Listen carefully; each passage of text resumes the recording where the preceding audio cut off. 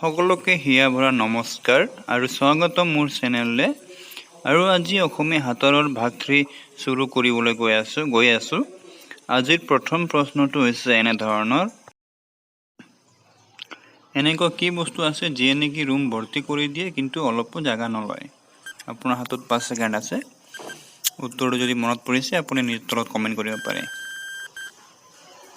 উত্তৰটো হৈছে পোহৰ অথবা আন্ধাৰ। 2 নম্বৰ প্ৰশ্নলৈ আগবাঢ়ি যাওঁ। এ বিৰ দেউতা হয় কিন্তু বি এৰ ল'ৰা নহয়, এইটো কেনেকৈ সম্ভৱ হ'ব পাৰে?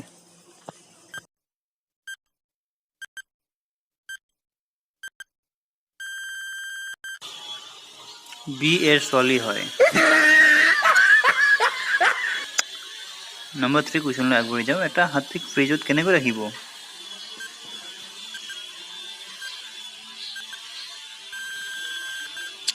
উত্তৰটো হৈছে ফ্ৰিজটো খুলি ৰাখিব। নম্বৰ 4 কুৱেশ্যনলৈ আগবাঢ়ি যাওঁ। হৰিণক ফ্ৰিজত কেনেকৈ ৰাখিব? আপোনাৰ হাতত 5 ছেকেণ্ড আছে। যদি আপোনাক আৰু সময় লাগে ভিডিঅ'টো পজ কৰি আৰু সময় ল'ব পাৰে। ইয়াৰ উত্তৰটো হৈছে ফ্ৰিজ খুলিব, হাতীক ওলাব আৰু হৰিণক সুমুৱাই দিব। নম্বৰ 5 কুৱেশ্যন: বান্দৰৰ জন্মদিন আছিল। জংঘলৰ সকলো জীৱ জন্তু বান্দৰৰ জন্মদিনত গ'ল, কিন্তু এটা জীৱ নগ'ল। কোনটো জীৱ নগ'ল?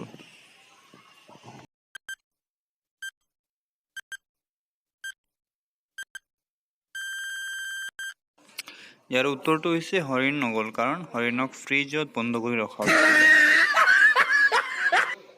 ভিডিঅ'টো যদি ভাল পাইছে প্লিজ লাইক কৰক, শ্বেয়াৰ কৰক আৰু ছাবস্ক্ৰাইব কৰক।